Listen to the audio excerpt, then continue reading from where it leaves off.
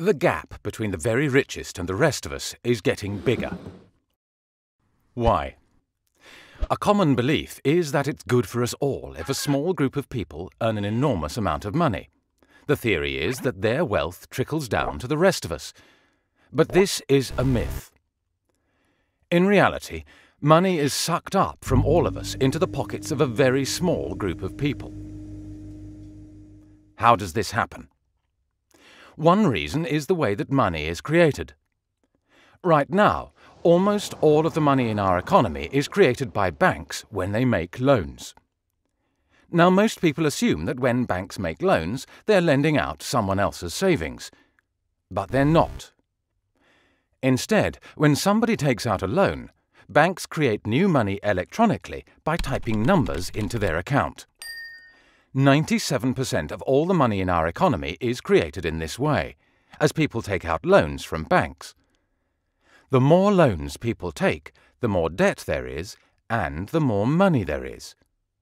The shocking fact is, if nobody went into debt, there would be almost no money in the economy. Our economy depends on the electronic money created by banks. But because the money is created when people borrow, someone, somewhere, has to pay interest on every pound created. In effect, we are renting the money we need to run our economy from the banks. This means that in the UK alone, together we pay the banks £192 million in interest every single day. And because the debt is held mostly by the bottom 90% and wealth mostly by the top 10%, paying this interest transfers money from the bottom 90% of the population to the very top 10%.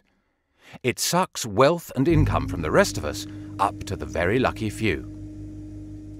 So as long as we have to rent the money we use from the banks that create it, we'll have to keep paying this huge interest bill, and the gap between the richest and the rest of us will keep increasing. But there are ways to create money that don't depend on us all going into debt to the banks. We want to see money created by a public body and spent into the economy, so that we don't have to borrow all the money we need from the banks. This would lead to less debt and stop the gap between the richest and the rest of us getting even bigger. This is what we're campaigning for. Join us by signing up at Positive Money and sharing this video.